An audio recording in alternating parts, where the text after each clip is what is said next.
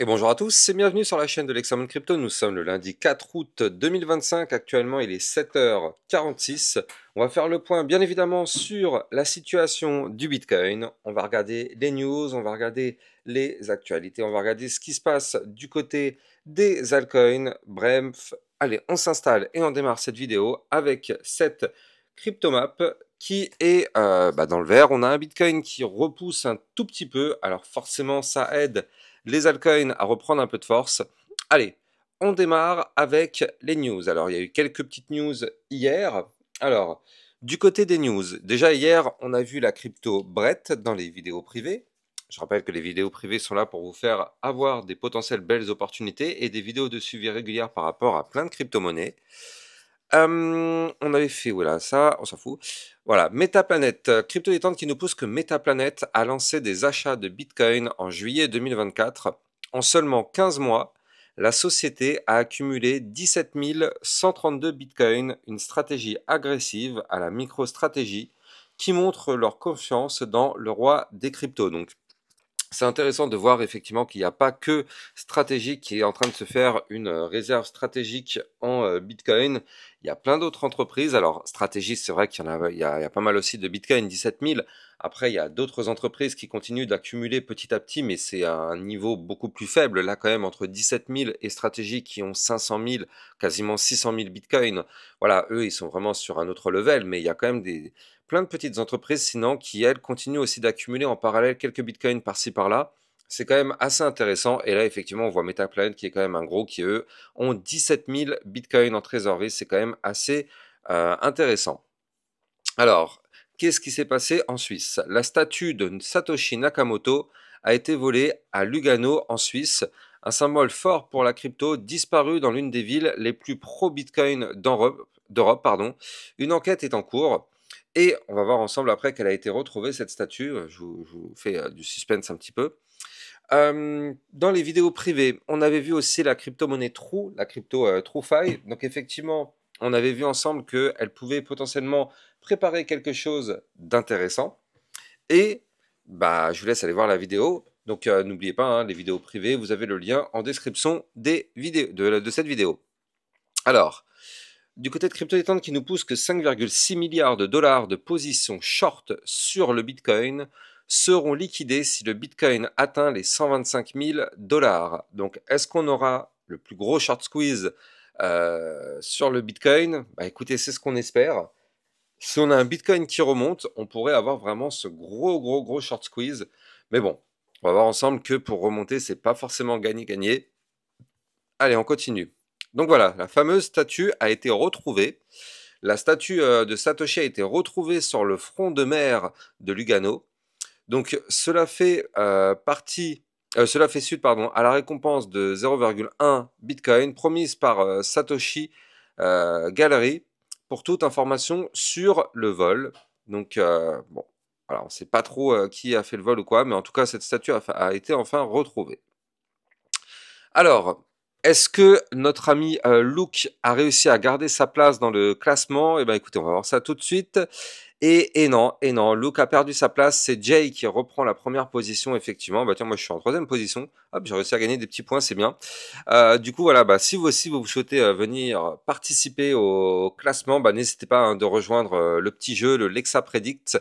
Vous avez le lien en description de vidéo. Et en fait, donc ça jour, vous venez pour faire une prédiction sur le Bitcoin. Est-ce que le Bitcoin sera plus haut ou plus bas demain? Et donc ça va vous permettre de gagner des points au classement. Et en attendant, vous allez pouvoir défier d'autres utilisateurs au travers des duels de questions pour justement gagner des points là aussi. Donc n'hésitez pas à venir joindre ce petit jeu, c'est 100% gratuit et vous avez le lien en description de cette vidéo. Et puis on espère que Jay, on va lui prendre sa place petit à petit. Et puis n'hésitez pas, hein, c'est pas parce que vous arrivez plus tard que c'est perdu. Non, il peut tout se passer, ça va très vite en crypto-monnaie. Bref, le lien est en description de vidéo. La difficulté de minage du Bitcoin atteint un record historique. Donc c'est le réseau le réseau est de plus en plus sécurisé que jamais. Preuve de confiance, la croissance des mineurs malgré la volatilité du marché. Allez, on va démarrer la partie analyse technique. Bien évidemment, je rappelle à tout le monde que tout ce que je vais dire n'est en aucun cas un conseil financier. C'est à vous de faire vos propres recherches et n'oubliez pas que le trading de crypto comporte des risques de perte partielle ou majeure. Allez, on démarre. On démarre avec cette cryptomap, cette map de liquidité, pardon. Et donc, qu'est-ce qu'on voit? On voit qu'on a balayé quand même pas mal au sud. Alors, il y a quand même un autre cluster qui s'est formé là, qui est quand même assez conséquent. Ici, on le voit, entre les 111 850 et les 110 400. Donc, est-ce qu'on va venir chercher ce cluster? Bah écoutez, affaire à surveiller. Par contre, au nord, vous le voyez, hein, il y a plein de liquidités à venir chercher ici. Ça va de là où on est actuellement jusqu'aux 118 000, 119 000 dollars. Donc, c'est intéressant. Du côté du Fear and Greed Index, vous le voyez, hein, on est venu chercher la neutralité hier, donc ça c'était quand même très bien. Et là, vous le voyez, on remonte un tout petit peu, on se retrouve actuellement dans la cupidité. Je rappelle, plus on est dans le rouge, mieux c'est pour prendre des positions sur le Bitcoin. Et donc là, on le voit, hein, donc on est venu faire un petit retour à la partie neutre. Et ouais, ça c'est quand même plutôt une bonne nouvelle. C'est une bonne nouvelle, ça a permis à certains de reprendre des positions. Dites-moi en commentaire si vous avez réussi à prendre des positions sur les retracements qu'on a eu récemment. Allez, on va démarrer la partie analyse technique. Je vais chercher bien évidemment ce Bitcoin. Il est où le Bitcoin? Le Bitcoin, il se cache ici. Voilà, parfait. Donc là, du côté du Bitcoin qui a repris un petit peu de force. Et donc, ça, c'est intéressant parce que vous le voyez, hier, quand même, il faut le noter, on a fait une belle clôture. On a fait une belle clôture jour, c'est-à-dire qu'en fait, hier, on a réussi à récupérer certains niveaux clés de support, de résistance, pardon, qui se sont transformés en support. On a réussi à récupérer les 113 191 et on a failli, vraiment failli, récupérer le niveau clé des 115 199. Alors, je rappelle, hein, ce niveau clé des 115 199, c'était la résistance ici qu'on avait breaké par le bas il y a 3-4 jours. Et malheureusement, celle-ci, on n'a pas réussi à la récupérer. Je rappelle qu'en hebdomadaire, c'était important qu'on la récupère parce que regardez ça. Et ouais, ouais. En hebdomadaire, c'est breaké. Donc en fait, on a fait une cassure pas très belle en hebdomadaire, on va pas se mentir, hein. Ça, c'est pas trop une clôture bullish qu'on a fait. Ça aurait été mieux de clôturer au-dessus des 115 199. Bon, après, c'est comme ça, hein, c'est le jeu. On peut pas non plus tout le temps avoir ce qu'on veut. Mais disons que la clôture qu'on a fait hier soir, donc la clôture hebdomadaire, elle nous indique que, et d'une, on est repassé en dessous la ligne de tendance haussière ici. Et de deux, on a perdu la résistance des 115 199. Donc pourquoi je vous dis c'est pas forcément hyper réjouissant? C'est parce que maintenant ces niveaux clés qui étaient des supports jusqu'à présent, eh bien ils se transforment de nouveau en résistance. Donc c'est-à-dire que pour monter, il va falloir breaker ces niveaux clés maintenant. Et donc du coup ça nous fait du travail en plus, parce que forcément, bah ce sont des niveaux clés de résistance importants. Donc du coup forcément, ça va être dur de remonter. Parce qu'on a ces niveaux clés maintenant qui se sont remis au-dessus de notre tête et qui sont maintenant des niveaux clés en résistance. Donc effectivement, c'est pas une clôture hyper réjouissante, c'est pas non plus une clôture dramatique, il faut relativiser. Là, même si effectivement on a une clôture sous la ligne de tendance haussière, il faut quand même noter que du côté de la clôture, on reste quand même nettement au-dessus des derniers points hauts. Comme vous pouvez le voir, on est bien évidemment au-dessus des derniers points hauts. Donc sur le long terme, ça reste toujours complètement bullish sur le Bitcoin. Mais voilà, c'est juste que là, ici, là, dans cette configuration-là, c'est pas forcément une très belle clôture et potentiellement, ça voudrait dire qu'on n'est pas à l'abri d'avoir de nouvelles phases baissières dans les prochains jours. Maintenant, encore une fois, je relativise, ce n'est pas la fin du monde. Vraiment, c'est pas comme si on avait cassé ici cette boîte violette qui est là, on casse le niveau clé des 91 000 par le bas. C'est vrai que là, ça commencerait à sentir un petit peu mauvais. Là, pour l'instant, on n'en est pas du tout là, on en est loin. Donc, on est juste sur un retracement technique, mais on est bel et bien au-dessus du dernier point haut. Et tant qu'on s'établit au-dessus du dernier point haut, pour le moment, en tout cas pour moi, tout va bien sur le Bitcoin. Ça reste toujours complètement cohérent. Maintenant, on zoome un petit peu et on regarde ce qui se passe d'un point de vue jour. Donc là, en vue jour, effectivement, on a eu ce rebond sur le support, donc le support du bas du range ici à 111 800, 111 867 dollars. Et donc depuis, on a repris de la force. Et donc là, maintenant, bah, vous le voyez, on est au-dessus du range, on est quand même au-dessus de la zone de support des 113 191. Donc ça, c'est plutôt quand même une bonne nouvelle, hein. C'est-à-dire que ce niveau clé, lui, par contre, il s'est transformé, enfin, il reste un support. Et donc, effectivement, bah, c'est plutôt encourageant parce que, étant donné que c'est un support, bah, maintenant, au pire des cas, on peut très bien retomber un petit peu.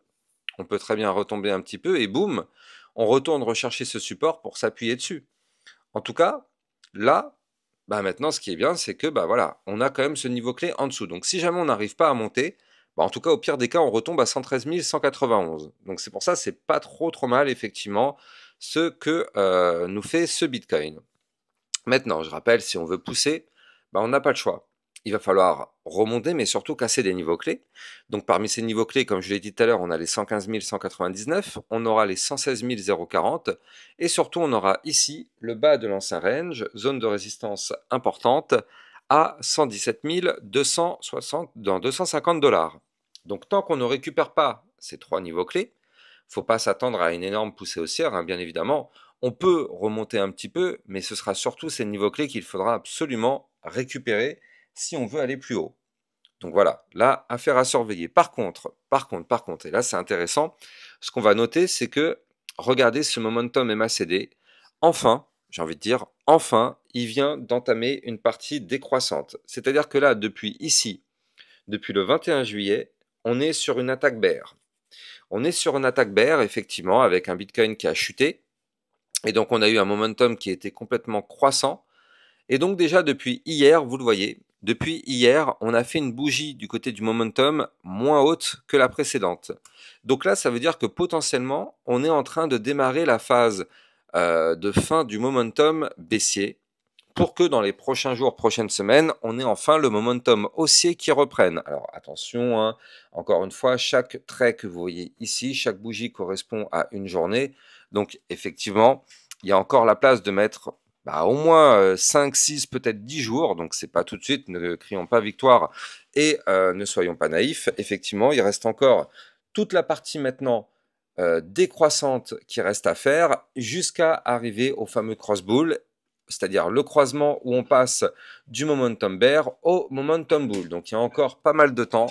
Néanmoins, ça y est, là on vient de faire le point effectivement de bascule qui pouvait effectivement entraîner le fait que on a touché potentiellement le bottom.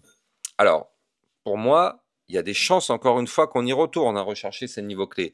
113 191, pour moi, c'est quasiment sûr qu'on reviendra retester ce niveau clé. Et potentiellement, retourner rechercher les 117 750 dollars, ça aussi, c'est une possibilité. En tout cas, on va surveiller ça. Et surtout, ce qu'on va surveiller, eh bien, c'est cette ligne de tendance baissière RSI. Vous la voyez, cette ligne ici. Et bien maintenant, c'est cette ligne qu'il va falloir récupérer si on veut que le Bitcoin reprenne de la force. Donc on va surveiller tout ça, on n'y est pas encore. Il y a encore du travail. Si on doit résumer la situation du Bitcoin actuellement, ce serait ça, c'est que là pour l'instant, c'est pas chaotique, c'est pas du tout catastrophique. Attention tout de même, on est sur un momentum contrôlé par les bears, donc on n'est pas à l'abri de nouvelles poussées baissières. Néanmoins, on a quand même des supports sous nos pieds. On a rebondi sur des supports stratégiques. Donc pour l'instant, voilà, la situation, elle n'est pas dingue. On n'est pas redevenu haussier complètement to the moon là pour l'instant, mais on est quand même proche de certains niveaux clés à récupérer. Donc c'est pas perdu. Il y a encore de l'espoir pour qu'on ait une belle remontée du Bitcoin dans les prochains jours, prochaines semaines. Allez. On va regarder ce que nous fait cet Ethereum. Donc là, du côté de l'Ethereum, bien sûr, vu que le Bitcoin a repris de la force, l'Ethereum, lui aussi, à tous les coups, a repoussé un petit peu. Et bingo, vous le voyez, on voit que c'est un copier-coller du Bitcoin. De toute façon, si vous prenez n'importe quelle crypto-monnaie, vous allez voir la même configuration. Pourquoi? Parce qu'elles sont toutes des copies de ce que nous fait le Bitcoin. Alors là, effectivement, on va parler de l'Ethereum, mais avant ça, je rappelle que vous pouvez trader ces crypto-monnaies sur Bybit Europe, vous le savez, la nouvelle plateforme de trading européenne qui vous propose effectivement de trader ces crypto-monnaies avec un bonus sur votre dépôt. Plus votre bonus est élevé, plus vous aurez, plus votre dépôt est élevé, plus le bonus sera élevé. Donc je rappelle que le bonus peut aller jusqu'à 5030 dollars, et ça c'est en fonction de votre dépôt, et bien sûr il faudra faire au moins un trade pour être éligible à ce bonus. Donc n'hésitez pas à taper dedans, vous avez mon lien de parrainage en description de vidéo. Alors, du côté effectivement de notre Ethereum, qu'est-ce qu'on a? On a ici donc effectivement le fait qu'on récupère, et hier c'est fait, on a récupéré la résistance des 3448 dollars. Donc ça c'est plutôt une bonne nouvelle. Maintenant, tant qu'on s'établit au-dessus de ce niveau clé, donc ce niveau clé s'est transformé en support, donc c'est pour ça que c'est plutôt une bonne nouvelle. Maintenant, attention, ça reste précaire et ça reste entièrement lié à ce que fait le Bitcoin. Il y a quand même un petit bémol ici, vous le voyez, c'est qu'on est actuellement sous le ruban de moyenne mobile. Vous voyez, le ruban, il commence ici et il se termine ici. En termes de clôture, on est sous le ruban de moyenne mobile, c'est-à-dire que hier, on n'a pas réussi à récupérer ce ruban. Alors aujourd'hui, on est en train d'essayer de le récupérer, ce ruban. Pour l'instant, on est au-dessus, mais attention, je rappelle que je suis en vue jour. Donc là, tant qu'on ne fait pas une clôture jour au-dessus de ce ruban, c'est-à-dire au-dessus des 3512 $, on ne peut pas dire que ce ruban est récupéré. Donc c'est pour ça, prudence. Mais là, on est quand même en train d'essayer de récupérer ce ruban. Est-ce qu'on va réussir? Eh bien écoutez, c'est ce qu'on espère. En tout cas, si on réussit à récupérer ce ruban, dans ce cas-là, le but serait de retourner rechercher la résistance. Je rappelle qu'on a notre résistance majeure ici aux 3768 $. Donc il est vrai que si on arrive à récupérer le ruban de moyenne mobile, eh bien dans ce cas-là, notre prochaine target, ce serait bien évidemment cette résistance des 3768. Si par contre, on n'arrive pas à récupérer la résistance du haut du ruban de moyenne mobile, attention tout de même, hein, on risque de continuer de retracer, revenir rechercher les 3448. Et si on perd les 3448, attention, on va revenir rechercher les 3185 et pourquoi pas les 3032, voire même aller chercher mon boss final du mouvement baissier. Donc pour moi, c'est là. Hein. Si vraiment on doit aller chercher le potentiel bottom du mouvement baissier, il pourrait être ici, à 2736. Je ne pense pas qu'on ira chercher ce niveau clé, mais je préfère respecter le marché crypto. Je préfère le respecter en ayant en tête qu'effectivement, ça peut être une target sérieuse en cas de nouvelle attaque baissière. Il est vrai que ça pourrait être une zone sérieuse. Maintenant, ça reste quand même plutôt bas. Il y a quand même pas mal de zones de support en dessous. Donc effectivement, c'est pour ça que je vous dis, je ne pense pas qu'on va y arriver. Mais en tout cas, il faut quand même se dire que si on doit chuter, ce niveau clé est un niveau clé pivot à venir retester. Bref, en tout cas, là du côté de l'Ethereum, c'est pas trop mal, vous le voyez, hein, du côté du RSI, on est retombé, et tant mieux, on était clairement beaucoup trop haut. On est revenu rechercher la neutralité, voire même un petit peu moins, donc à 48, on a repris un peu de force, on est actuellement à 55. Eh bien très bien, tout ça, c'est plutôt pas mal, ce retracement a été plutôt bénéfique. Maintenant, je rappelle qu'en hebdomadaire, on reste toujours un petit peu trop haut, malheureusement, vous le voyez. Du côté du RSI, on est toujours un petit peu trop haut, il va falloir retomber, pour moi, on n'a pas le choix, hein, malheureusement. Il va falloir retomber sur l'Ethereum pour, oui, pour qu'on en arrive à des niveaux clés plus intéressants en termes de prix d'achat. Donc bon, est-ce que c'est ce que fera l'Ethereum ou est-ce qu'il va continuer de monter to the moon? Moi, j'y crois pas. En hebdomadaire, regardez, on reste tout très proche de la zone de retracement. Regardez ça. On est à combien sur le RSI? On est à 63 en hebdo. Donc ouais, moi je pense que ce serait vraiment bénéfique. Vraiment, ce serait bénéfique de retourner rechercher les niveaux clés de support qui sont en dessous, donc soit celui-ci à 3185, 3032, voire même le support au plus bas que je vous avais donné ici, les 2736.